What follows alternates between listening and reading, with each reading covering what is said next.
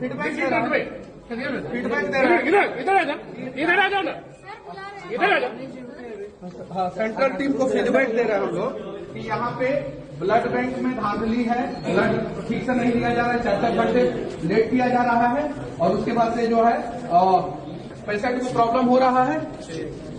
इनका complain note करवा दो। सामने कहानी हम देख लेते हैं, हम देख रहे हैं। सदर अस्पताल की व्यवस्था को देख करके भड़क गए विधायक जी।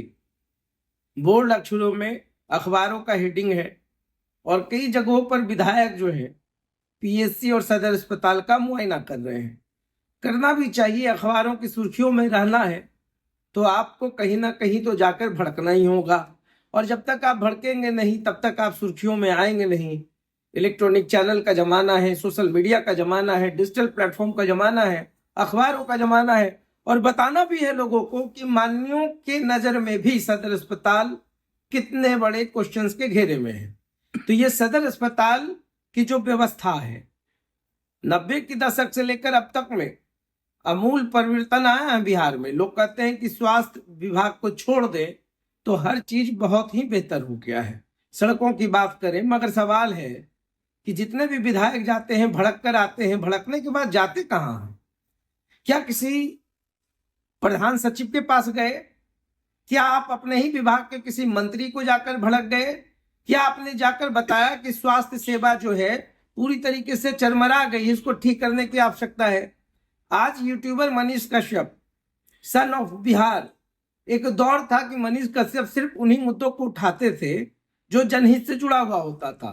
बिहार में उनको सन ऑफ बिहार की एक उपाधि दी गई, फॉलोअर्स हुए, मगर ना जाने उनका जो कदम है फिर राजनीतिक की ओर चला गया, और इसी राजनीति के कारण कभी भाजपा तो कभी जनसुराज।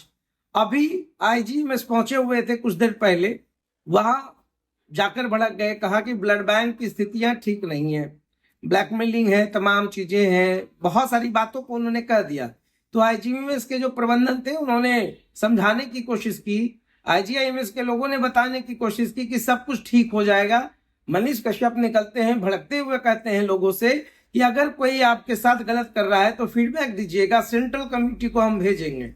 बात सेंट्रल कमेटी की नहीं है, बात सिर्फ मनीष कश्यप की नहीं है, बात सिर्फ विधायक की नहीं है, बात बिहार के स्वास्थ्य महकमे की है कि स्वास्थ्य महकमे को संभालने वाले की संजीदगी क्या है। अगर स्वास्थ्य को समझे तो एक माँ जो अपने बच्चों की देखभाल जिस संजीदगी से करती है वैसे ही अधिकारियों की जरूरत है, वैसे विभाग में प्रधान सचिवों की जरूरत है, वैसे ही माननीय विधायकों का जो बाद में मंत्री हो जाते हैं स्वास्थ्य विभाग के, उनकी जरूरत है। जहां तक मेरा अपना एक सोर्स है, 15 से 16 हजार डॉक्टर हैं, इंक्लूडिंग आयुष और सभी को मिला ले तो बिहार में जनसंख्या के हिसाब से देखे तो काफी ना काफी है, फिर भी कम से कम 25 से 30 हजार डॉक्टरों की जरूरत है जो स्वास्थ्य विभाग या स्वास्थ्य महकमे को देख सकता है। आप अगर कभी शंकर नेत्रालय गए हो, अगर साउथ में आप गए हो तो वहां के हॉस्पिटल को देख लीजिए, समझ लीजिएगा, आपको समझ में आएगा कि स्वास्थ्य महकमा किसको कहते हैं। अगर आप वहां के नर्सिंग को देख लेंगे तो आपका सब भ्रम टूट जाएगा, तब आपको समझ में आएगा कि आखिर बिहार इतना पीछे क्यों है। पूरे साउथ के कल्चर की मैं बात करूंगा तब आपको पता चलेगा कि वहां पर एक डॉक्टर की जो संजीदगी होती है अपने पेशेंट्स के लिए, ना कोई झंझलाहट ना कोई झल्लाहट। आप आए हैं, नंबर लगाइए, आपका ट्रीटमेंट होगा।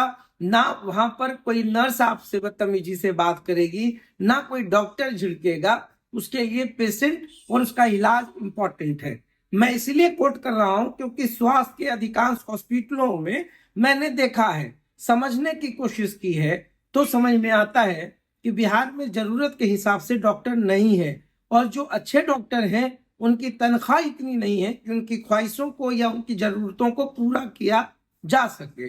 तो ये बहुत जो बेसिक सा जो रीजन है उसको समझने की जरूरत है।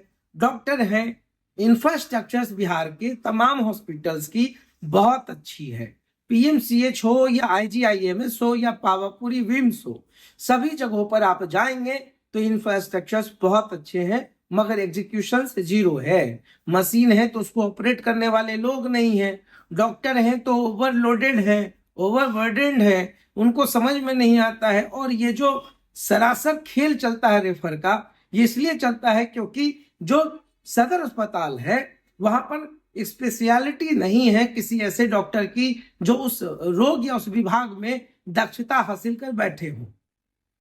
हर का एक लिमिटेशन है और उसी लिमिटेशंस के हिसाब से पूरे बिहार का सिस्टम है।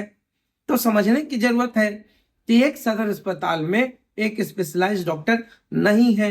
क्यों नहीं है? अगर हड्डी के हैं तो एक अच्छे सर्जन नहीं है, सर्जन है तो हार्ट के अच्छे डॉक्टर नहीं है। ये रेफर का खेल है। प्राइवेट है, निजी क्लिनिक्स हैं, वो भी चल रहे हैं। तो फिर पटना का रुख करना पड़ता। अगर आप पटना भी चले जाते हैं तो उसी व्यवस्था के परपंच में फंस जाते हैं। कितना आपका पैरवी है, कितनी आपकी जरूरतों के हिसाब से चीजों को व्यवस्थित किया जा सकता है, फिर उस पर निर्भर करता है। तो फिर हम कहते हैं कि यहाँ की व्यवस्था खराब है।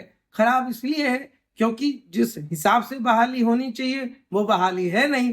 तो ये बेसिक सा कॉज है। दूसरा, जिस जनसेवा की बात करते हैं या जिस मतलब डॉक्टरी पेशे की जो स्पिरिट होती है उसमें भी कहीं ना कहीं गिरावट तो आई है। अब कारण क्या है? तो ये तो आत्मचिंतन सरकार करे या जो डॉक्टर ज्वाइन करते हैं उनको भी पता है कि मेरी तनख्वाह इतनी है। तो फिर मैं कहूंगा कि जब it is your choice to join any organisation तो फिर सवाल उठता है कि कंप्लेन क्यों है। तो सिस्टम, व्यवस्था, हर चीज पे सवाल है और इस सवाल को ठीक करना पड़ेगा। नहीं तो मानिए ऐसे ही अखबारों में छपते रहेंगे, कोई ना कोई आदमी चिल्लाता रहेगा, किसी ना किसी का परिजन जो है घिघियाता रहता है, गिड़गिड़ाता रहता है। मेरे पेशेंट को देख लीजिए, व्यवस्थाएं नहीं है, बेड नहीं है। अगर बेड है तो ऑपरेट करने वाला कोई नहीं है, सिस्टम नहीं है। आप विम्स में चले जाए, बहुत बड़े बड़े मशीनरीज हैं, बावजूद इसके उसको ऑपरेट करने वाला कोई नहीं है। कई जगहों पर तो मशीनें सड़ रही हैं, रख रखाव की कमी है, मैं उसको ऑपरेट करने वाला कोई नहीं है। ये बेसिक मूल चीज का मंथन तो मंत्री करें, प्रधान सचिव करें, डॉक्टर खुद करें, क्योंकि ये सबसे बड़ा सेवा है, प्लेटफॉर्म है समाज को एक नए चीजों को देने का।